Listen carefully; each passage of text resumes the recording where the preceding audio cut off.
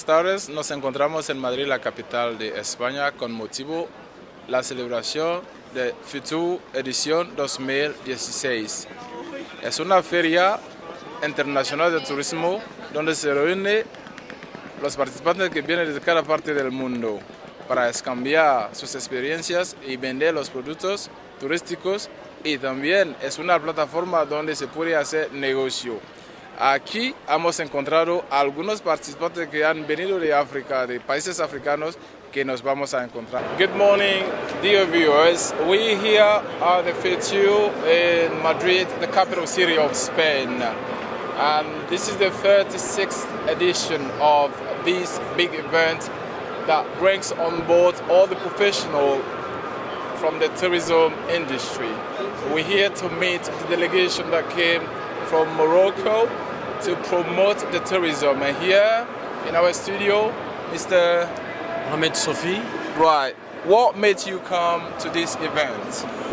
Well, for us, the Spanish market is very important, and we are based here in Madrid. So, among our actions, a part of the institutional communication, a part of marketing, a part of the PR actions, we're here in order to show to the public, to the professionals, our product, our diversified product, and to promote all the regions of Morocco and the contrast of our destinations, because Morocco now is one of the secure destinations, and it possesses all what the tourist likes. You know that the Spanish market is the second one after the French. So it's very interesting to be in the FITUR fair, and we are participating here with about 20 partners from Morocco, coming from all the regions of Morocco, from the north and south and center, Marrakesh, for example, Tangier, Fez, all the imperial cities, all the Casbah routes on the south of Morocco, all the chains, the main important chains of hotels and the travel agencies. We're about more than 200 professionals coming from Morocco in order to promote their product, their services.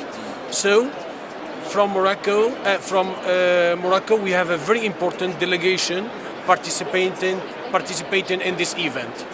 Right. What do you have to offer in terms of tourism, Morocco as a country? What is the best product that you've come here to offer?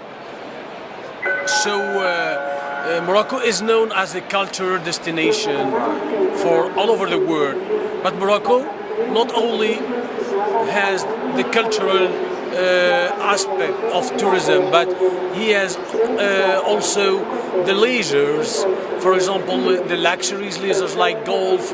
He has mountains in the center of Morocco. We have more than 3,500 kilometers of beaches. We have an actual generation resorts from in the Mediterranean coast and the Atlantic coast. We have a very important infrastructure in the hotels. So there is a presence of international chains of hotels, and we have the desert. So we have many contrasts in every part of Morocco. So Morocco not only a culture, we have beaches, we have mountains, we have the desert, adventure tourism, and the Casbah tour to the dunes, for example. And we can also practice in many tourism sports and leisure. So we offer all in order to respond all what they need the international of tourists.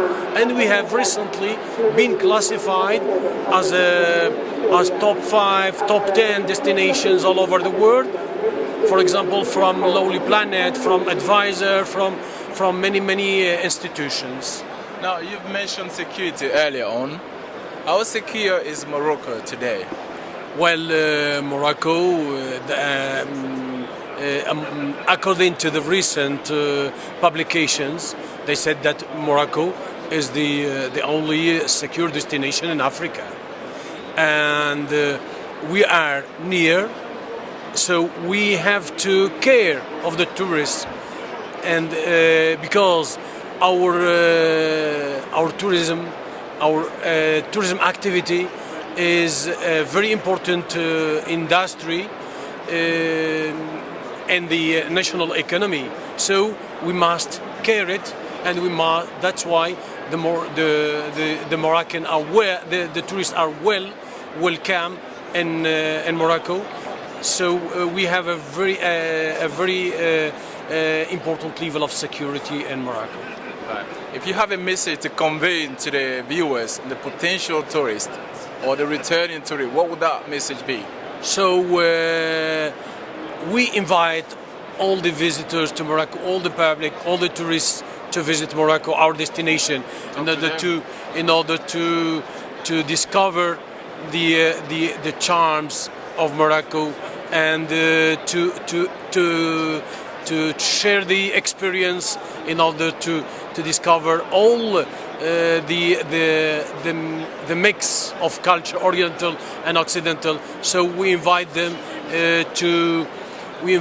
to consult directly our homepage, which visitmorocco.com. Thank you very much, sir. Thank you. Madame Konate Sanata Sangaré, directrice de promotion de l'Office malien du tourisme et de l'hôtellerie, OMATO. Merci encore pour votre chaîne de nous donner l'opportunité à Nord de pouvoir communiquer sur notre destination. Avec 4 sites classés patrimoine mondial de l'humanité, le Mali ne s'appartient plus. Ce qui est certain, même s'il y a la crise, ça va finir un jour. Découvrir le Mali, c'est faire en sorte de pouvoir se déstresser après de longs mois de travaux, c'est pouvoir se ressourcer et repartir voir les amis. Le Mali est présent aujourd'hui à la 36e édition de la Foire internationale du tourisme de Madrid Futur ou Feria, sur un stand de 23 mètres carrés avec des artisans, des opérateurs privés pour communiquer toujours sur le Mali. Une Afrique authentique. Cette Afrique authentique vous attend. Ce qui est certain, le Mali regorge de potentialités, de Kaye à Kidal, Tombouctou, Gao, Ségou, Sikasso, beaucoup de potentialités. Bamako aussi est une ville moderne qui regorge beaucoup de groupes hôteliers, beaucoup d'infrastructures.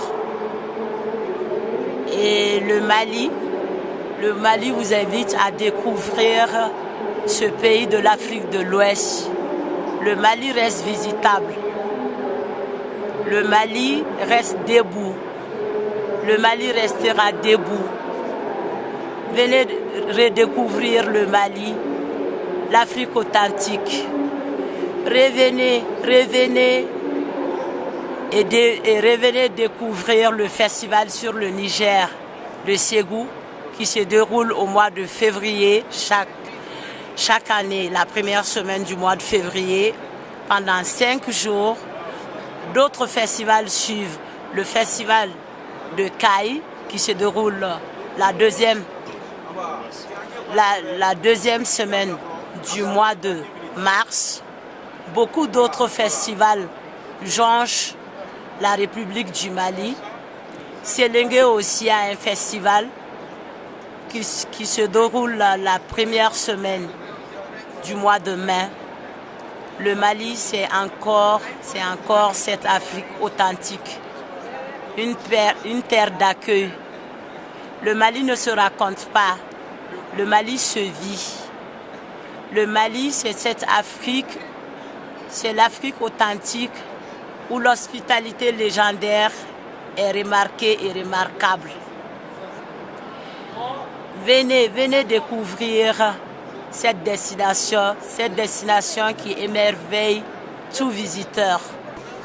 Oui, ce que j'ai à lancer au niveau de la diaspora malienne et la diaspora africaine, de venir découvrir la destination Mali, une destination visitable, une destination à découvrir, une destination authentique.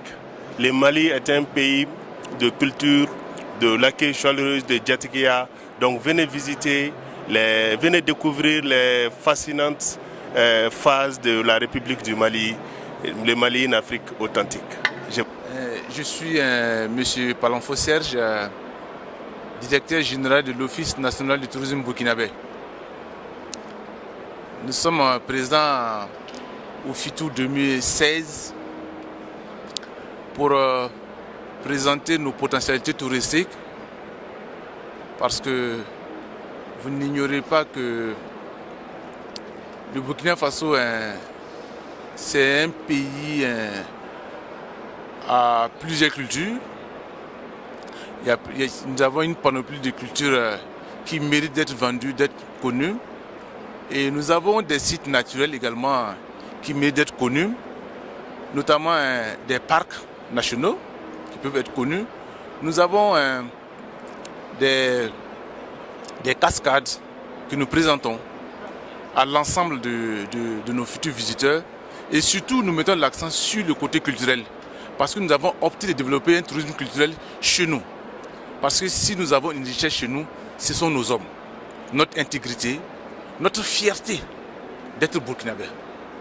Nous pensons que nous pouvons présenter ces valeurs-là aux yeux du monde et trouver un écho favorable sur des salons comme le FITOU. C'est une opportunité pour nous. D'ailleurs, au lendemain des attentats que nous avons connus, parce que le Burkina Faso n'est pas l'apanage du terrorisme. Non. Le terrorisme, c'est un phénomène aujourd'hui mondial. Voilà. C'est arrivé chez nous. Ça n'a pas commencé chez nous et ça ne va pas s'arrêter là.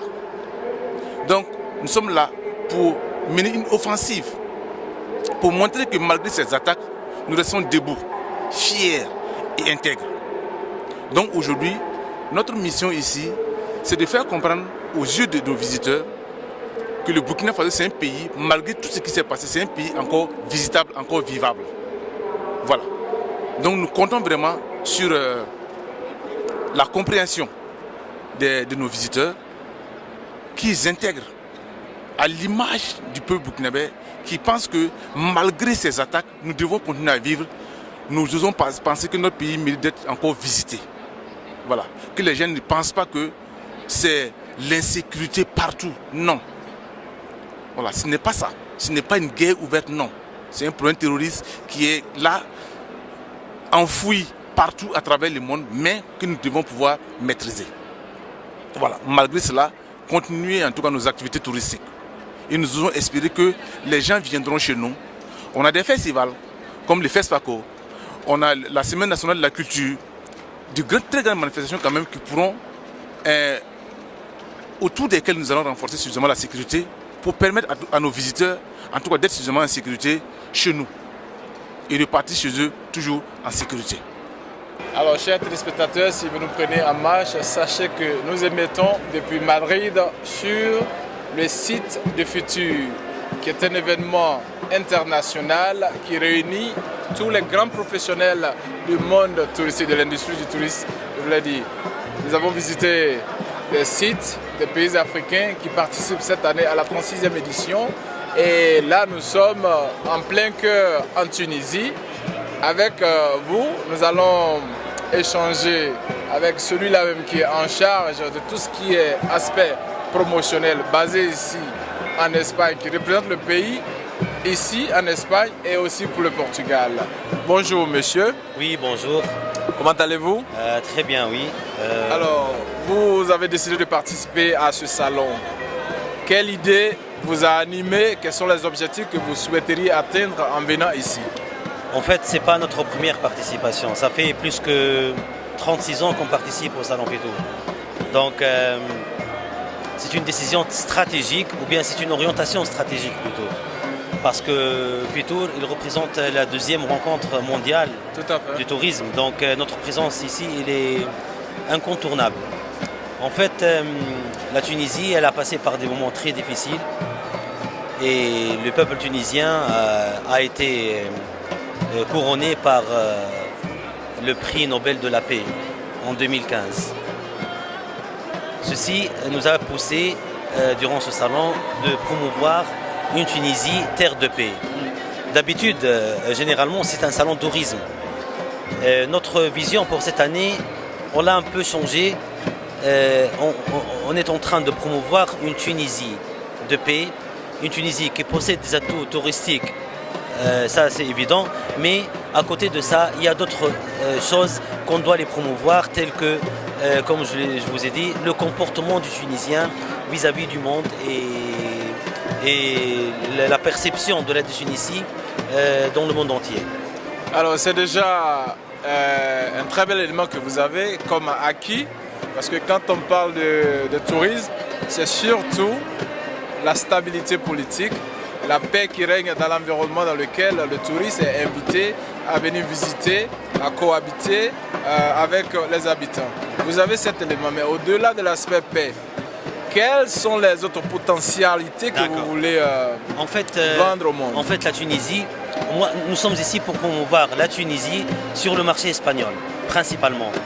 L'Espagne est un pays méditerranéen. C'est ça. Il y a un pays qui possède des atouts touristiques énormes et qui est un pays plus ou moins concurrent de la Tunisie, avec les îles Canaries, les îles Baléares et tout ça. Donc, il possède notre produit principal, c'est le balnéaire, alors que l'Espagne possède ce produit par excellence.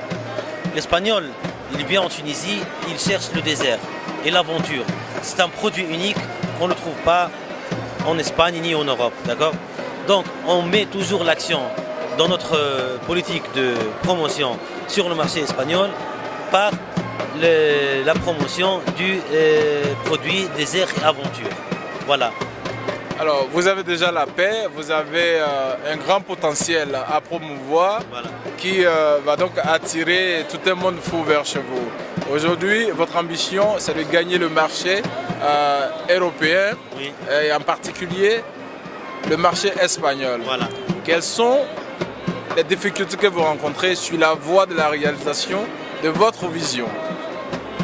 Le problème qu'on rencontre généralement sur le marché espagnol et sur d'autres marchés, bien évidemment, c'est le problème de la perception de l'image actuelle de la Tunisie. Et ça, vous l'avez déjà, ça ne devait plus être un problème puisque vous avez un prix Nobel de paix. Effectivement, mais parce que le problème, c'est chez le consommateur final.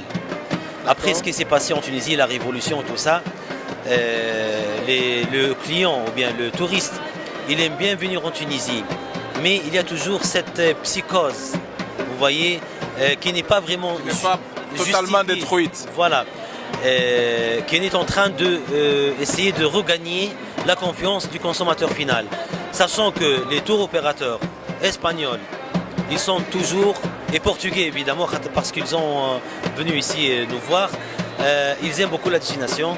Ils nous ont dit que nous n'allons pas baisser les bras, nous allons être à côté de la Tunisie dans ces moments difficiles, mais il faut essayer dans ce moment-là de changer la perception, ou bien cette psychose, il faut la transformer chez le consommateur pour le convaincre à venir en Tunisie. Et vous avez de grands espoirs par rapport à l'avancée des choses? Oui, bien sûr, on est toujours positif. Si on n'est pas positif, on n'a pas d'espoir, alors on ne croise jamais les bras. Hein. On essaie toujours de travailler, d'avancer, et voilà, c'est ça. Alors aujourd'hui, ce n'est plus une nouvelle pour personne. Oui. Le terrorisme menace le monde en général. Et aucun pays ne peut se targuer d'être à l'abri du terrorisme. Oui. Oui. C'est vrai que vous avez eu la certification d'être un pays de paix avec un prix Nobel. Mais malgré ça, est-ce que vous ne pensez pas que le terrorisme aussi est un danger, représente un danger pour vous, à part la psychose qui est déjà créée par rapport à la perception? En fait, le terrorisme, il menace tout le monde, tous les pays, pas uniquement la Tunisie. On a été attaqué par le terrorisme. Maintenant, actuellement, durant l'année 2015, le ministère et le gouvernement tunisien est en train, et puis il a mis en place des stratégies pour la sécurité, pour sécuriser les aéroports, pour sécuriser les ports, pour sécuriser les hôtels et les circuits touristiques. On a mis en place une stratégie conjointe avec le ministère de l'Intérieur, le ministère du Tourisme, pour mettre en place des normes de sécurité à l'extérieur et à l'intérieur des hôtels, aussi bien dans les circuits touristiques. On a fait ça aussi en collaboration avec les fédérations de l'hôtellerie et des agences de voyage. Et je crois que ça va donner un bon fruit et un bon résultat. Et si vous avez un message à lancer à toute sur cette chaîne, quel serait le message, votre mot de fin à leur envoyer? Je dirais bien que la Tunisie, en ce moment-là, vit du tourisme. Et j'aimerais bien dire à tout le monde, ne laissez pas la Tunisie. Venez nombreux nous visiter. Vous allez être accueillis et vous allez être heureux dès votre retour. Et merci beaucoup. Merci pour votre temps. Merci. Voilà. Merci. Bonne arrivée, Ouezon, capté au centre du Togo, au salon de tourisme Fitou à Madrid. Nous sommes de la délégation du Togo, la délégation chargée du commerce et du tourisme du Togo. Nous sommes à ce salon du tourisme pour montrer les potentialités touristiques du Togo. En termes de potentialité naturelle, le Togo, c'est un petit pays, mais qui a une diversité de nature en ce qui concerne par exemple la plage, avec le sable fin planté de cocotiers, des lacs, des fleuves et des rivières.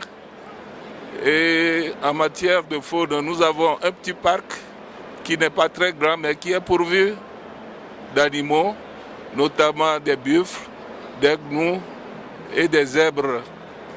En matière de culture, nous avons une diversité de 40 ethnies, avec chacune ses traditions, ses danses, ses chants, son artisanat et son habitat traditionnel, dont l'un est placé au patrimoine mondial du tourisme, notamment le Koutabakou, une architecture de château fort en miniature, avec un peuple, le peuple Batamariba, qui a conservé cette tradition de construction des millénaires durant. Donc voilà en somme ce que nous venons présenter aux tour opérateurs et aux visiteurs potentiels qui voudraient bien visiter le Togo, un pays qui est en Afrique de l'Ouest. Nous sommes à 6 heures de vol de l'Europe et le Togo est joignable par Air France, par Royal Air Maroc, par Ethiopian à partir de Madrid. Donc nous attendons les touristes de l'Europe, tous ceux qui viendraient pour découvrir le Togo, un petit pays certes, mais avec beaucoup de potentialités, une biodiversité et une diversité culturelle inestimable. L'élément le plus vendu, c'est l'élément culturel au Togo. D'abord, nous avons une population qui est accueillante. C'est les témoignages de beaucoup de visiteurs qui ont déjà séjourné au Togo qui nous confirment dans cette affirmation. Ensuite, nous avons des fêtes traditionnelles sur toute l'année et particulièrement à partir du mois de juillet. Nous avons des fêtes traditionnelles au sud jusqu'au nord. Nous avons aussi des danses particulières et des cérémonies telles que le vaudou. Vous voulez voir des danses extraordinaires avec des danseurs qui rentrent en transe. Il faut venir au Togo pour suivre tout cela. Je voulais aussi ajouter autre chose, c'est que nous sommes aussi à ce salon, à ce futur, pour faire le lobbying sur un forum que nous tenons en avril prochain. Il s'agit de forum sur l'investissement dans l'hôtellerie. Et donc, nous invitons donc les potentiels investisseurs anglais qui seraient intéressés par notre pays, par l'Afrique de l'Ouest en général, à venir investir dans le domaine de l'hôtellerie dans notre pays, parce que les arrivées touristiques sont en train vraiment de prendre de l'ampleur et nous avons besoin de continuer à investir dans l'hôtellerie, surtout du haut standing. Voilà, j'allais aussi dire à nos frères de la diaspora, oui, qui nous écoutent en ce moment précis, que c'est l'occasion pour eux, partout où ils se trouvent sur la planète Terre, de faire aussi la promotion de leur beau pays, petit mais très beau pays, où il fait beau temps sur les 12 mois de l'année. Et donc j'invite tout un chacun à venir, ne serait-ce que pour 4-5 jours, découvrir ce pays et ses merveilles.